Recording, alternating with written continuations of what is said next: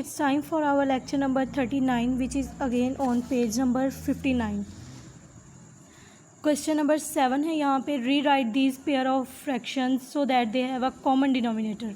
ये बिल्कुल हमने जिस तरह प्रीवियस लेक्चर्स में क्वेश्चन नंबर 6 को सॉल्व किया था ना, मल्टीप्लाई करके डिनोमिनेटर्स हमने पहले कॉमन करने हैं, then fill the correct symbol. फिर हमने जो भी करेक्ट सिंबल बनता होगा ना उसको हमने यहाँ पे फिल कर देना है। तो पहले हम इनके डिनोमिनेटर सेम करेंगे। ए पार्ट है हमारे पास 2/7 और यहाँ पे है 3/10। अब डिनोमिनेटर्स हम सेम करेंगे पहले इनके। अब ऐसा कौन सा नंबर है अगर इनको डिनोमिनेटर्स जो है ना सेम करने के लिए हम इन्हीं को आपस में मल्टीप्लाई कर देंगे, यानी जब हम 7 को 10 से करेंगे तो 7 10s are 70 और 10 को 7 से करेंगे तो 10 7s are 70, यानी हमने सेम करने के लिए इसको हम 10 से मल्टीप्लाई करेंगे क्योंकि यहाँ पे 10 है हमारे पास, और इसको सेम करने के लिए हम लोग 7 से मल्टीप्लाई करेंगे क्योंकि इधर डिनोमिनेटर हमारे पास 7 है। तो मल्टीप्लाई करते हैं 2/7 मल्टीप्लाई बाय 10/10 और यहाँ पे 3/10 को हम लोगों ने 7 से मल्टीप्लाई करना है, मल्टीप्लाई बाय 7/7। अब 2 10s are 20 and 7 10s are 70 और यहाँ पे 3 7s are 21 और 10 7s are 70। अब यहाँ पे हमारे पास जो डिनोमिनेटर्स है ना वो कॉमन हो गए हैं। ये पार्ट नंबर ए को सॉल्व कर रहे हैं हम लोग यहाँ पे, और डिनोमिनेटर्स को पहले हमने कॉमन करना था, वो हमने कॉमन कर लिए हैं। अब हमने to then fill in the correct symbol lesser और ग्रेटर, यानी हमने इसमें लेसर और ग्रेटर का साइन पुट करना है। तो हम देख सकते हैं कि यहाँ पे 20/70 है जबकि यहाँ पे 21/70 है, तो 20/70 इज स्मॉलर दैन 21/70। तो यहाँ पे कौन सा साइन आएगा? लेसर का। तो लेसर का साइन ये होता है, तो हम यहाँ पे क्या पुट कर देंगे? लेसर का साइन, और यही साइन आपने क्या करना है यहाँ पे इंसर्ट कर देना है। ये लेसर का साइन हो गया।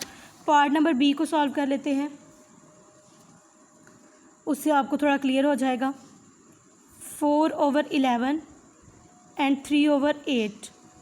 अब यहाँ पे हम क्या करेंगे? 4/11, तो 11 का जो डिनोमिनेटर है यहाँ पे डिनोमिनेटर 8 है, तो इस फ्रैक्शन को हमने 8 से मल्टीप्लाई कर देना है, और यहाँ पे डिनोमिनेटर 11 है तो दूसरी को हम 11 से मल्टीप्लाई कर देंगे, यानी अल्टरनेटिव डिनोमिनेटर्स को ना हमने आपस में मल्टीप्लाई कर देना है।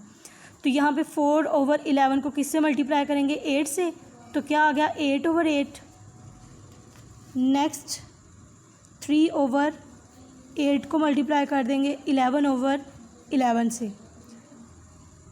अब आप इनके टेबल पढ़ते हैं। 4 8s are 32 and 11 8s are 88।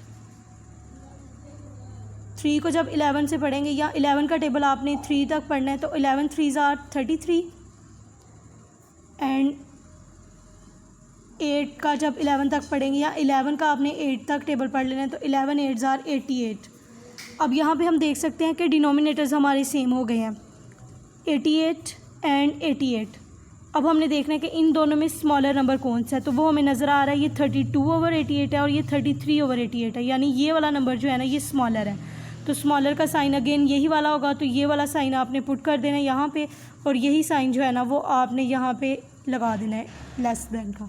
और अगर ग्रेटर होगा तो उसके लिए आपने ये साइन पुट कर देना है, और इसी तरह आपने मल्टीप्लाई करके जो हमारी फ्रैक्शंस है ना उनके डिनोमिनेटर सेम कर लेने हैं, और इसके रिमेनिंग पार्ट्स आपने इसी तरह सॉल्व कर लेने हैं। क्वेश्चन नंबर 8 है हमारे पास,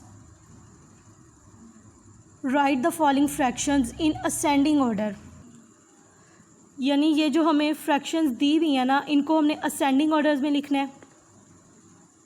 यहाँ पे हिंट दिया हुआ है फाइंड अ कॉमन डिनोमिनेटर, यानी हमने कॉमन डिनोमिनेटर को फाइंड करते हुए इसका निकाल लेना है।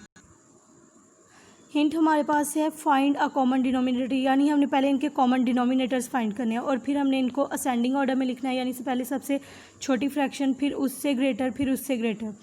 तो 4/5, 7/10 एंड 9/20, इनका कॉमन जो डिनोमिनेटर है ना वो फाइंड आउट करते हैं पहले ही। 4/5 और 7/10 कैसे आता है? 5 को 2 से मल्टीप्लाई करने के बाद, और 9 को ये 20 कैसे आता है? 5 को किससे मल्टीप्लाई करेंगे? 4 के साथ। इससे क्या पता चलता है हमें कि यहाँ पे 5 को 4 टाइम मल्टीप्लाई करने के बाद ये 20 आया, और यहाँ पे 5 को 2 टाइम मल्टीप्लाई करने के बाद ये हमारे पास 10 आ गया।